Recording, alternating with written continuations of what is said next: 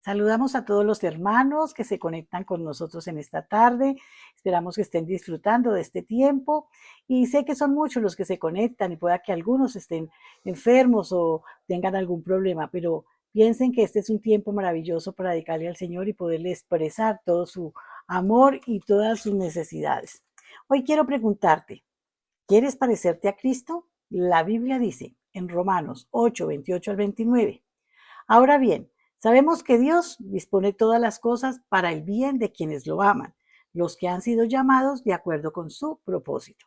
Porque a los que Dios conoció de antemano también los predestinó a ser transformados según la imagen de su Hijo, para que Él sea el primogénito entre muchos hermanos. La Biblia nos narra una conversación entre la serpiente, el diablo, y Eva en el huerto del Edén. Allí Eva creyó las mentiras de Satanás, el cual le dijo que si comían del fruto del árbol prohibido por Dios, no morirían, sino que serían como Dios, sabiendo el bien y el mal. Al seguir las sugerencias del diablo, desobedecieron las órdenes del Creador y fueron desterrados del huerto del Edén. Ahora bien, ¿por qué ellos recibieron este castigo si su intención era aparentemente buena?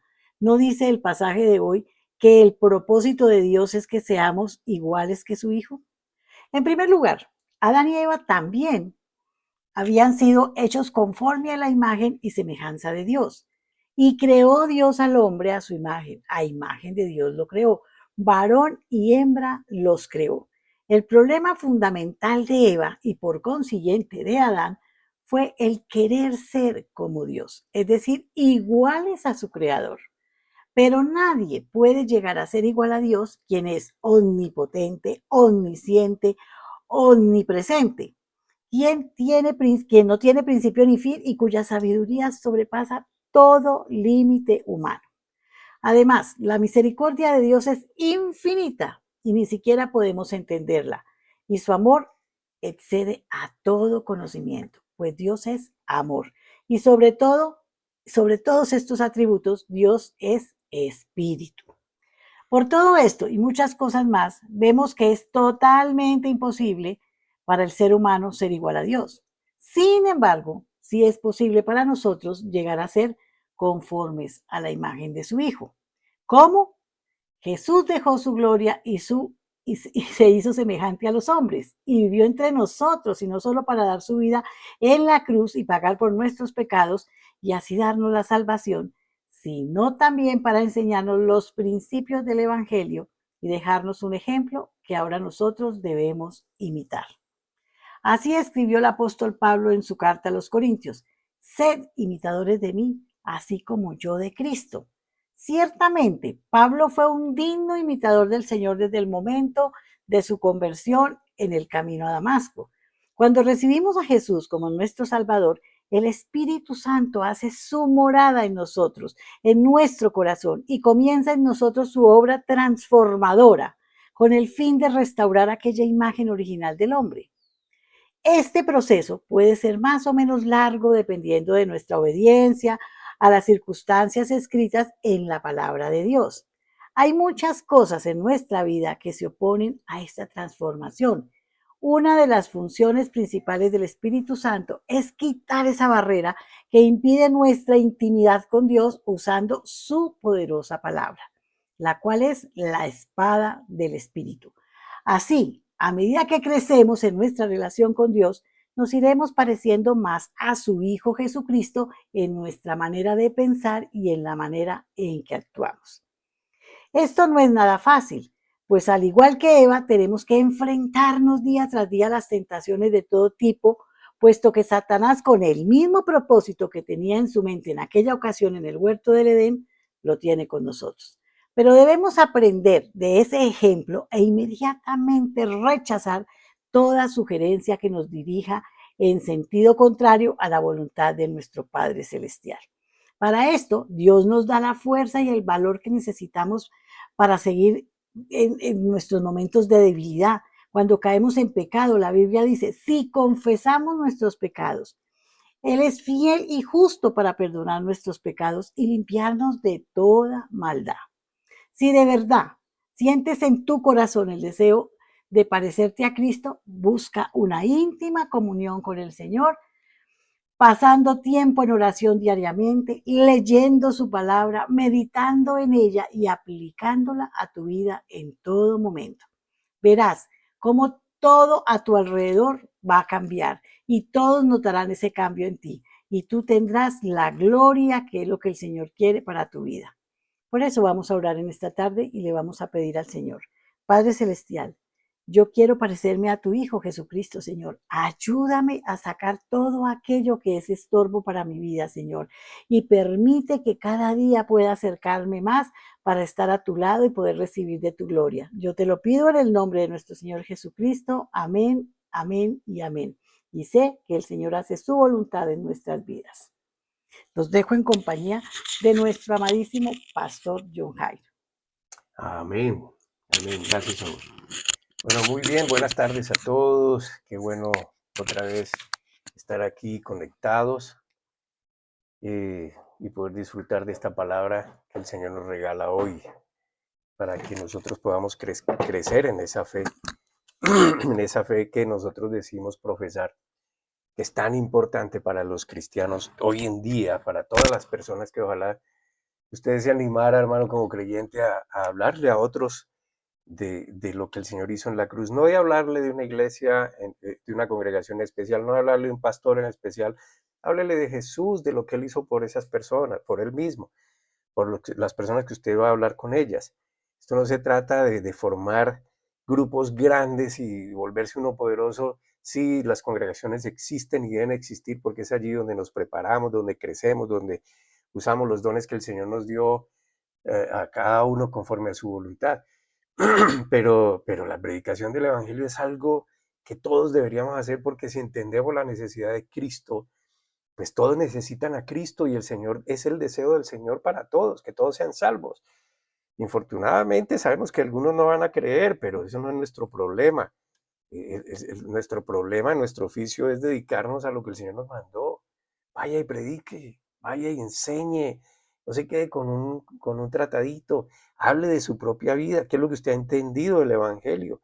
Amén, hable de estas cosas a los demás, porque los demás lo necesitan. Hoy que hay noticias de tantas cosas tan tremendas que aunque ya han sido anunciadas en la Biblia, no por deseo de Dios, sino por deseo de los hombres, perdón, pues eso está pasando y vemos más que urgente la necesidad de predicar con más rapidez el Evangelio del Señor, porque yo creo, hermano, sin lugar a duda, que el Señor viene pronto por su iglesia.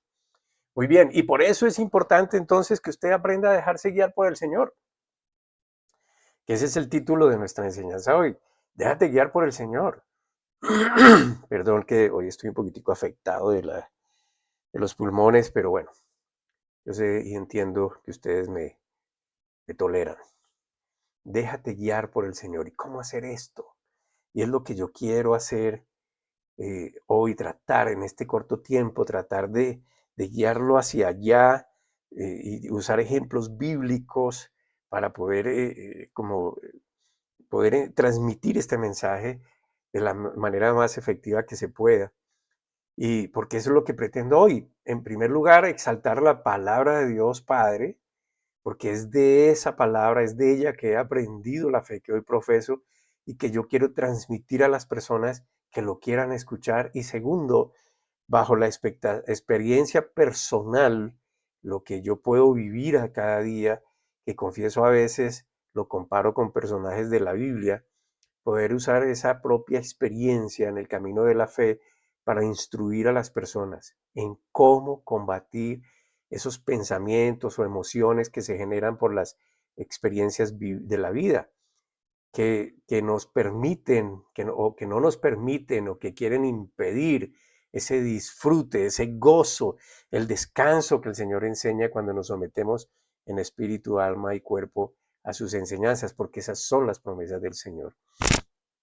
Entonces sabemos que la Biblia está llena de promesas que son para los que creen en su contenido y quieren guardarlas en su corazón para invocarlas en todo tiempo. Es decir, el Señor dice esto, yo voy a orar como Él me enseña.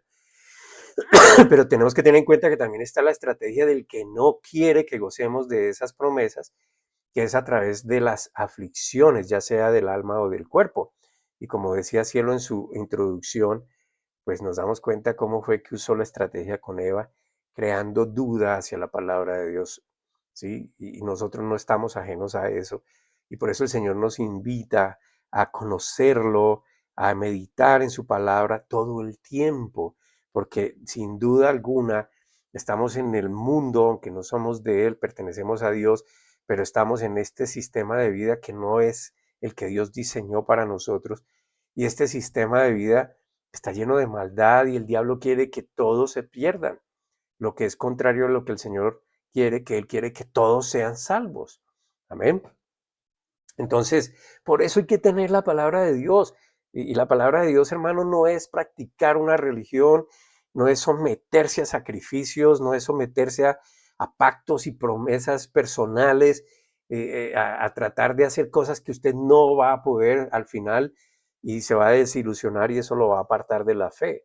Usted basa esta fe en lo que Él es, en lo que Él hizo, en lo que Él hizo por usted, por amor a usted. Y cuando usted conoce esto, usted se apega a lo que Él dice, porque Él no está mirando su perfección, Él mira la perfección de su Hijo Jesucristo en usted. Ahora, pero si nosotros los que decimos seguir a Cristo, no una religión, no una tradición, sino a Cristo, y recuerde al resucitado, porque ese es Cristo, el que murió en la cruz fue Jesús, el que resucitó fue el Cristo, Jesucristo. Amén. ¿Y por qué lo digo así? Porque Jesús, el que se hizo hombre, Dios hombre, 100% hombre, dio su vida por usted y por mí, para pagar Él por nosotros. Amén. Pero Él no fue derrotado, Él no murió, Él resucitó. Y por eso lo llamaron el Cristo. Y el Cristo quiere decir el que redimió, el que pagó por nosotros, el redentor, el ungido. Amén. Entonces Él murió y resucitó y eso es importante. Entonces la gente celebra la muerte y se quedan allí sumidos en la tristeza, pero Cristo resucitó. Entonces lo que celebramos es la resurrección y lo que eso implica para nosotros, para cada uno.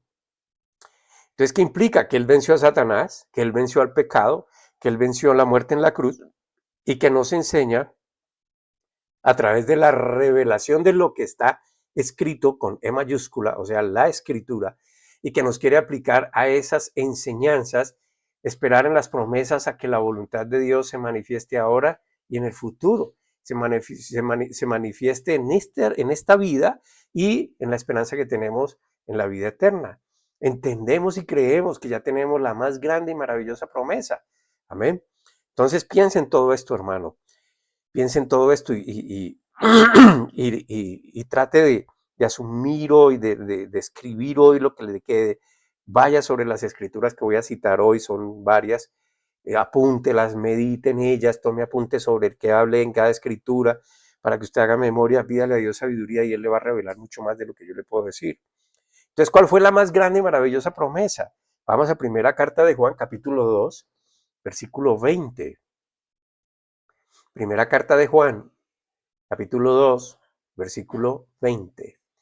Pero vosotros tenéis la unción del Santo y conocéis todas las cosas. Primera de Juan 2, 20. Pero vosotros tenéis la unción del Santo y conocéis todas las cosas. ¿Qué es esta unción del Santo? La unción del Santo no es lo que hacen en las congregaciones que le voy a dar de mi unción. No, usted no puede dar unción. Usted recibe unción para dar del poder de Dios. La unción del Santo es el Espíritu Santo, la promesa de Dios para todo aquel que cree en lo que Él hizo en la cruz por cada uno de nosotros. Esa es la unción del Santo. Amén. Entonces, por eso es que yo siempre digo, pero es que esa persona, cuando dicen las personas, pero es que esa persona tiene una unción, digo, todos tenemos la unción, todo el que cree tiene la unción, todo el que cree tiene la unción. ¿Cuál es la unción? El Espíritu Santo. Ahora, lo que de pronto una persona puede tener y se destaca es llenura, del Espíritu. ¿Y cómo es esto? Porque está estudiando, está meditando y está aprendiendo y conoce la Escritura y la está enseñando y la enseña con autoridad. Pues eso se llama llenura del Espíritu. Pero la unción es el Espíritu Santo y Dios no da el Espíritu Santo a cuentagotas o tal, o voy a darle a usted 1 centímetro, a este le voy a dar 1 metro, porque no, el Espíritu Santo es una sola persona y nos lo da a nosotros con el fin de enseñarnos y revelarnos la palabra de Dios.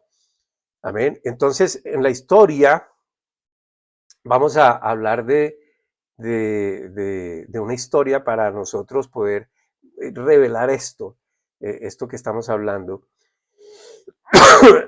Porque el Espíritu Santo es el que nos revela todo lo que estamos leyendo y estamos entendiendo. Amén.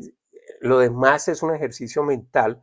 ¿Y cuál es la diferencia? Que cuando usted hace un ejercicio mental es que usted se lo aprendió y sabe dónde está.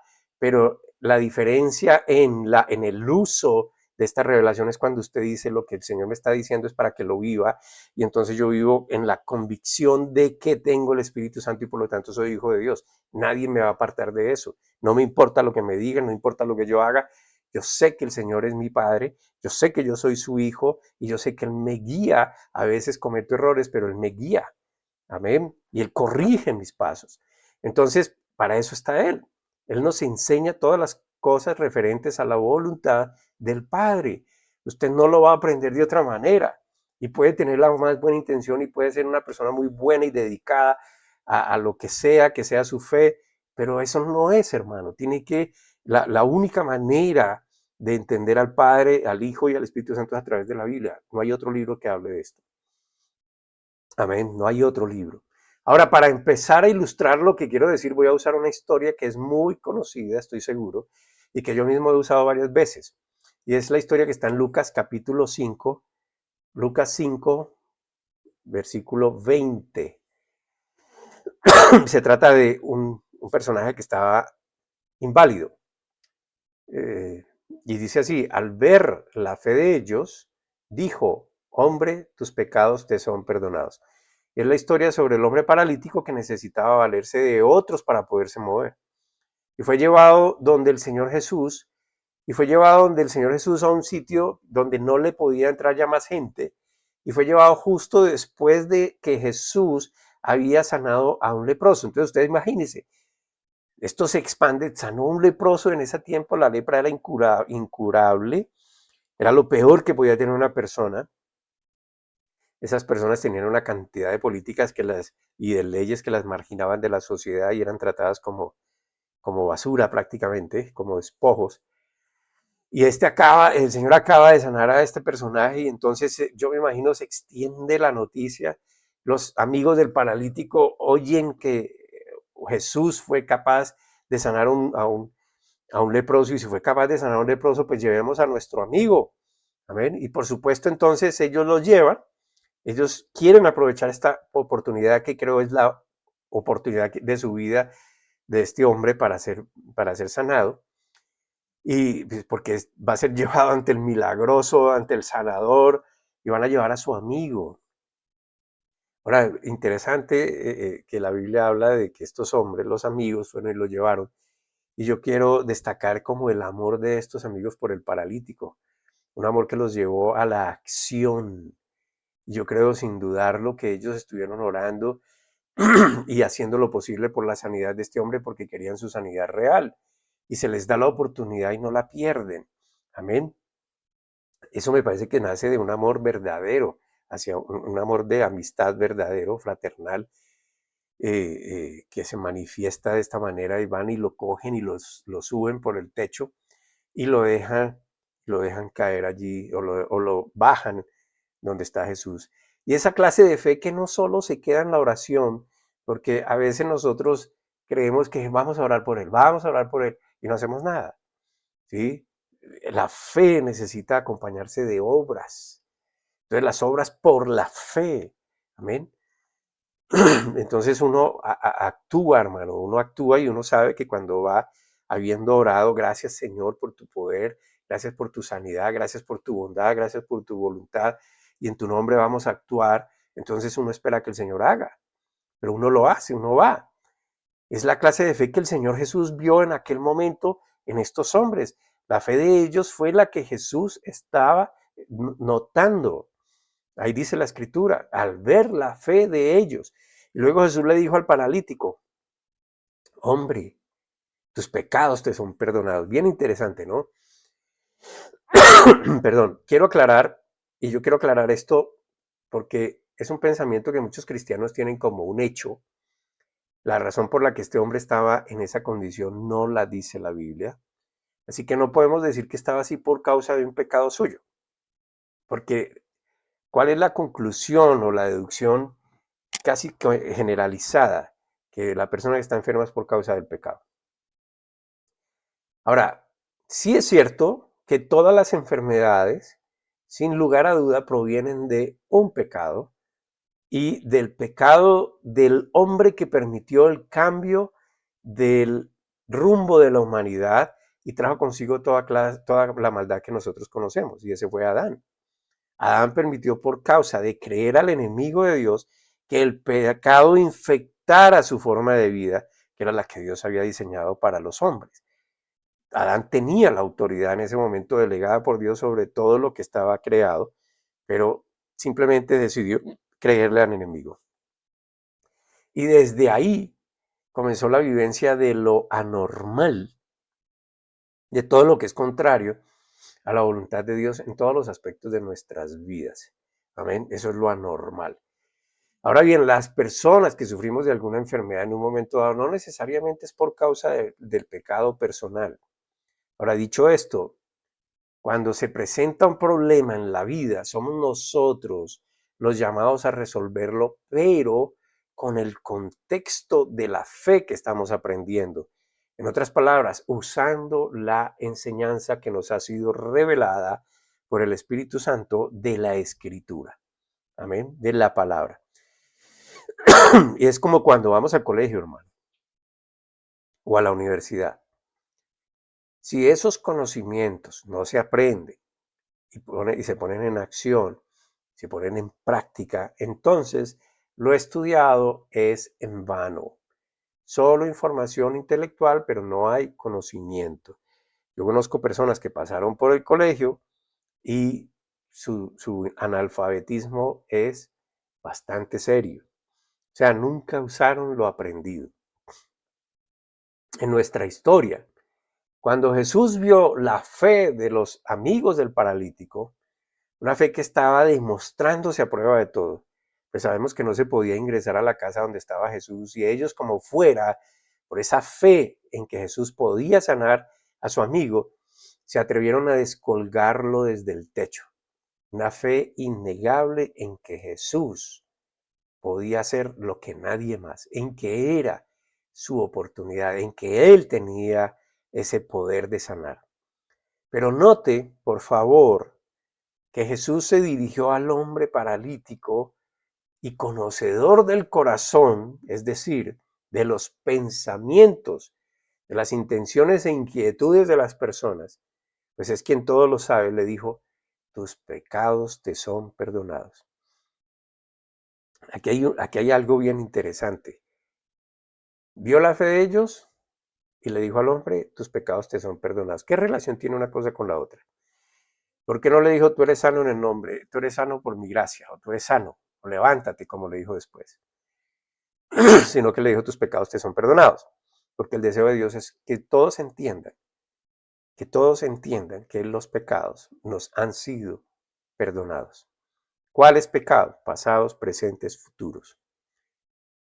Mire, vamos allá. Lucas 5, 22.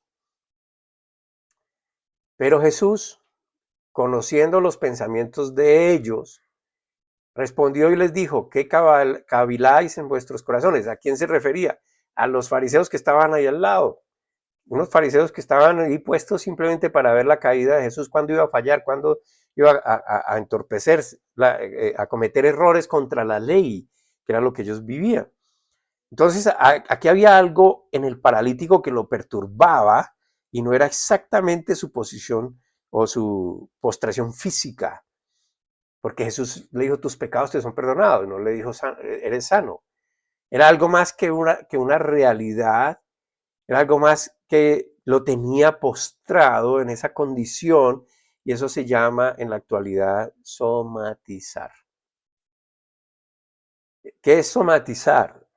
Es la acción de transformar inconscientemente los problemas psicológicos en síntomas físicos. Es una forma de expresar el malestar emocional a través del cuerpo cuando no se resuelven los conflictos internos. Y yo creo que todos podemos decir que hemos somatizado o somatizamos frecuentemente ese estrés o el estrés por causa de cualquier cosa.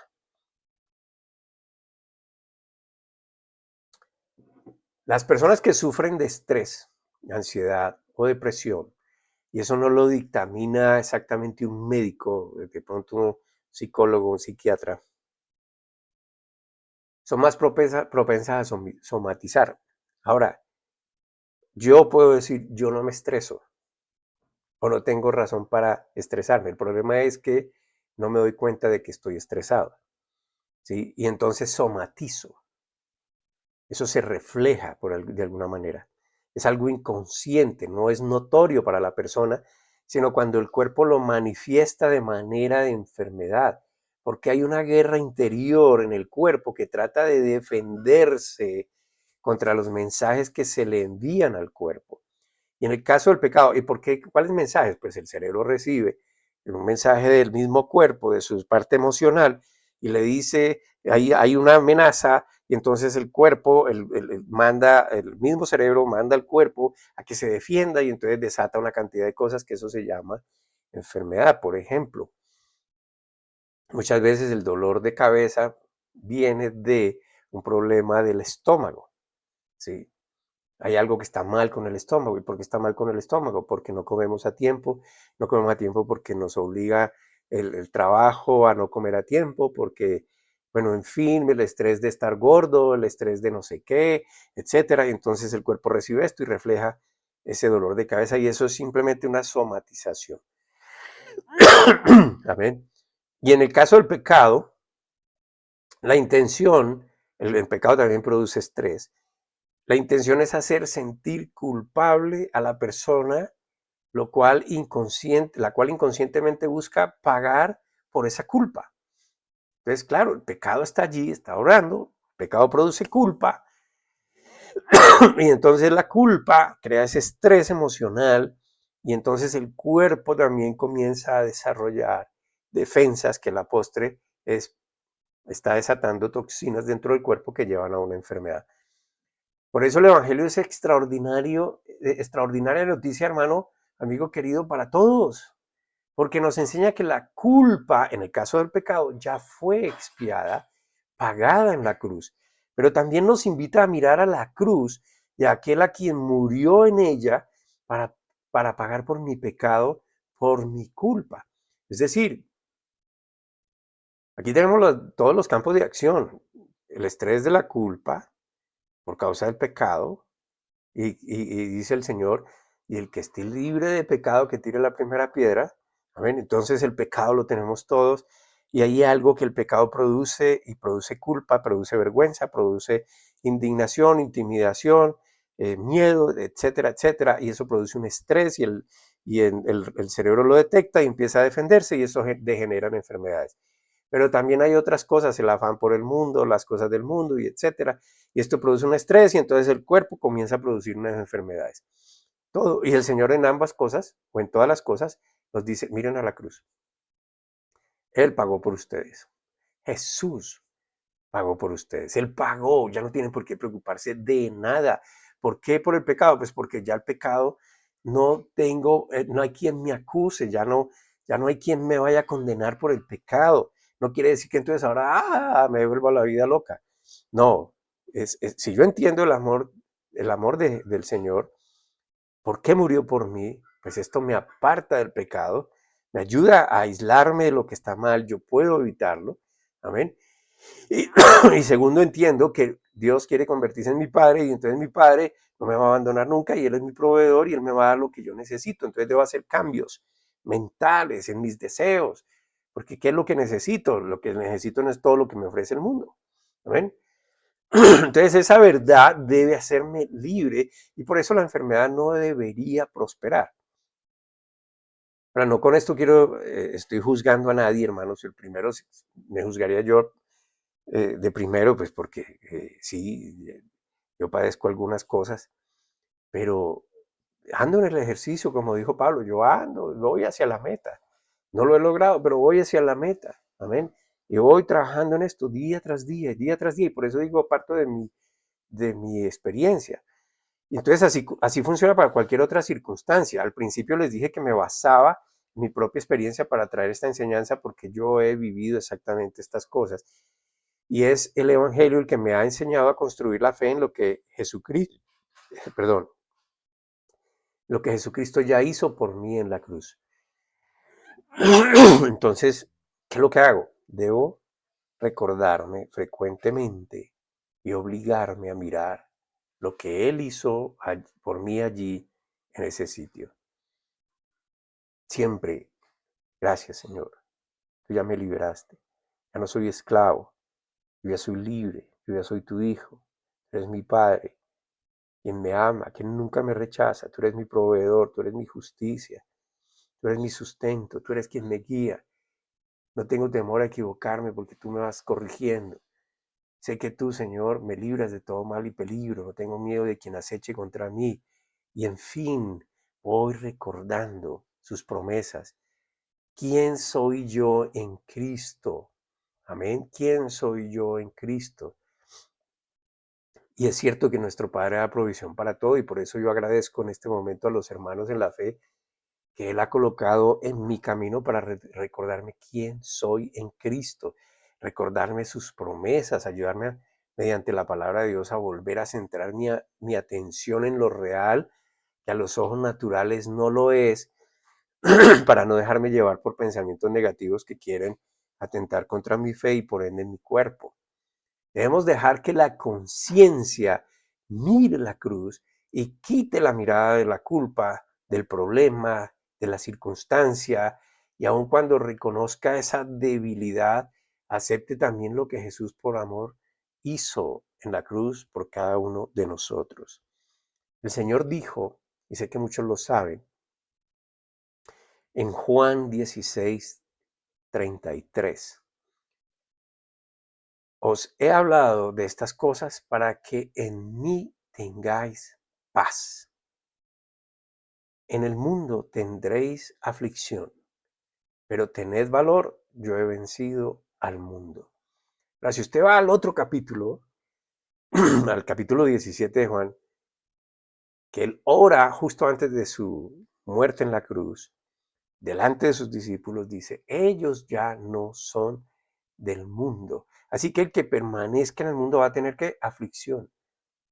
Pero en Cristo, perteneciendo al reino de Dios, en la fe, por la fe, constantemente ubicado en esa fe, y la fe es en su palabra, en sus promesas, en sus acciones, va a tener paz.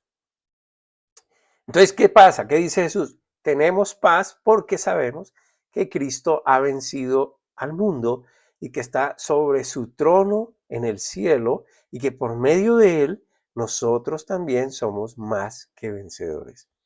Esa paz se deriva de lo que Él es capaz, de conocer sus promesas, de saber que pase lo que pase en este mundo, mi vida está en sus manos. Ahora, sin embargo, no es solo pensando en el futuro después de esta vida lo que el Señor está hablando. Usted piense en lo que le produjo al paralítico saber que sus pecados le eran perdonados. Solo hasta después de que tuvo una discusión con los fariseos de siempre, que lo querían atrapar en mentira, le dijo al paralítico que se levantara y saliera caminando hacia allá, se fuera a su casa. Primero le dice, tus pecados te son perdonados. ¿Por qué? Porque Jesús sabía que esa era la necesidad que él tenía, saberse libre de la culpa, libre de saber que podría ser condenado.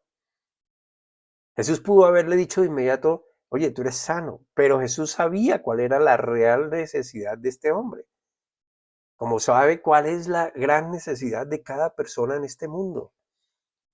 La sanidad no es tan esencial como la paz que produce la reconciliación con el Señor. Y de allí viene la sanidad corporal. Pero hermano, como dice la Escritura, ¿de qué te ganas tú de que tu cuerpo sea sano si estás perdiendo el alma? Amén. Entonces, claro, yo tampoco quiero estar enfermo. Y yo creo que esa es la voluntad de mi Padre, que yo no esté enfermo. De hecho, pues ahí en Isaías 53 lo dice, que por su llaga yo soy sano. Y yo declaro esa verdad en mi vida todo el tiempo. Yo le doy gracias a Dios por mi sanidad, aunque mi cuerpo dice, usted no es sano, pero yo le digo, sí, sí, soy sano. Y le ordeno al cuerpo que se sane. Amén. Porque el poder de Cristo está en mí. Entonces, pero bueno, esa es una cuestión en la que yo no quiero poner atención allí. ¿Ven? Porque si me pongo en esa atención, pues entonces estoy produciendo pensamientos derivados de lo que me hace sentir el cuerpo y no de lo que la palabra de Dios produce en mí. Entonces, fíjense, aquí el paralítico recibe primero el perdón de los pecados y cuando es confrontado a Jesús y por los fariseos y de todo, él le dice al paralítico, pues yo sí tengo el poder y yo sí lo puedo sanar y les voy a mostrar, y yo sí lo puedo perdonar y les voy a mostrar por qué, porque tengo el poder y lo sana. Le dice, por eso ahora eres sano y te puedes ir. Entonces eso es una reconciliación entre muchas otras cosas más y también indica que Dios se convierte en nuestro Padre y nosotros en sus hijos. Eso es maravilloso, es una verdad que si nos nutrimos constantemente de ella, el estrés debe desaparecer, la enfermedad debe desaparecer, todo lo que inquieta debe desaparecer para que florezca un corazón que alaba por amor al Padre. La verdadera humildad no es castigarse a sí mismo, no es humillarse al punto de sentirse el más despreciado de todos, no es cortarse o quererse matar por sentirse inmerecido. La verdadera humildad es aprender el regalo, es aprender a recibir el regalo que Jesús le da desde la cruz, sufriendo él el castigo suyo para que usted pueda ser libre de toda aflicción, de toda culpa y todo castigo. ¿Sí? Esa es la verdadera humildad, que usted pueda doblegar su orgullo, no tomar justicia por usted mismo, sino recibir la justicia de Dios, acogerse a ella y sentirse amado, libre, perdonado.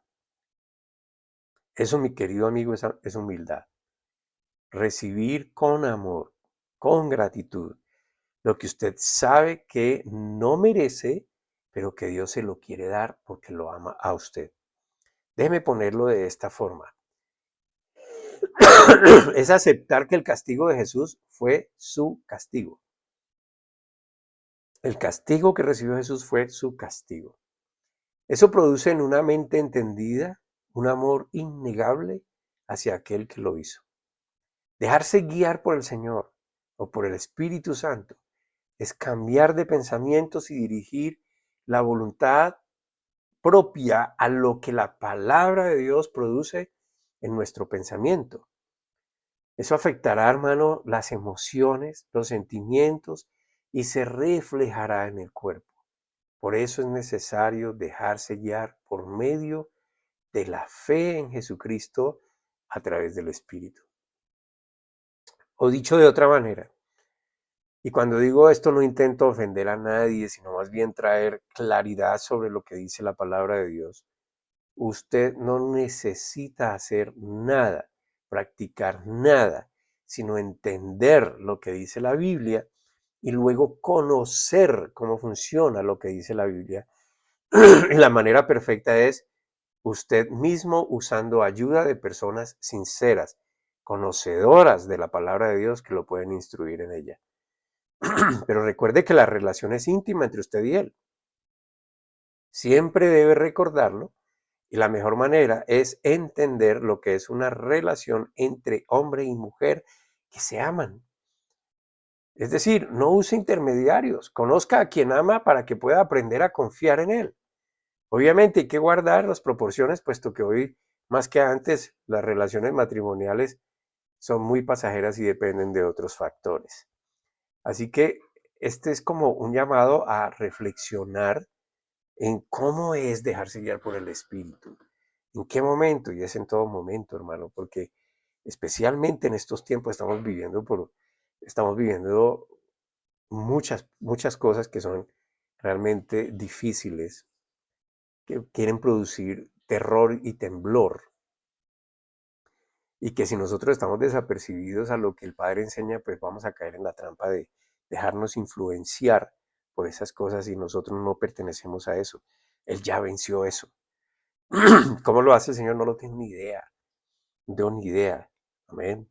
Lo que yo sí sé es que cuando usted se concentra al Señor, usted puede, como dice la palabra, usted puede ver caer a su lado un montón y al otro lado otro montón, pero con todo y eso usted nada lo va a pasar. O sea, no quiere decir que Él va a evitar que usted vea u oiga las cosas, pero cuando usted mira alrededor y se ve usted mismo, usted no le está pasando nada. Y a usted no le está faltando nada porque Él es su proveedor. Así que bueno, espero que en este corto tiempo de esta corta charla, pues usted puede aprender algo más, hermano. Y que si le provoca, pues escríbame y hablamos. Escríbame aquí, por favor. Y yo le contesto con mucho gusto y podemos eh, entrar en detalle de muchas cosas como quiera. Y también agradezco mucho a las personas que nos siguen ayudando y les invito a que por la fe nos sigan ayudando, no mermen en esto, como propuso en su corazón, así hagan, porque todo será hecho conforme a su fe. Si usted cree que por darle al Señor le va a faltar, pues esa es su fe, entonces le va a faltar. Amén. No lo estoy manipulando, al contrario, quiero animarlo a que crea más en el Señor y que use lo que el Señor le dice que haga para que su vida sea diferente. De todos modos, agradecemos mucho a las personas que nos siguen, que nos contribuyen, que nos apoyan, que están ahí presentes siempre. Padre bendito, te doy gracias y espero, Señor, que las personas que estén aquí al otro lado escuchándonos sean tus instrumentos honrosos para que otros vengan a conocer tu verdad, vengan a ser libres por medio de la fe en Cristo Jesús. Oro, Señor, para que todos los que nos escuchan tengan esa convicción de que tu palabra es cierta y verdadera, que no hay que buscarle recovecos, que no hay que buscarle atajos, que no hay que buscarle explicaciones científicas. Es tan sencilla, Señor, ayúdanos a entenderlo. En el nombre de Cristo Jesús, los bendigo, mis queridos hermanos, amigos, y deseo para ustedes siempre que el Señor sea su Padre, su protector, su guía y su justicia. Amén.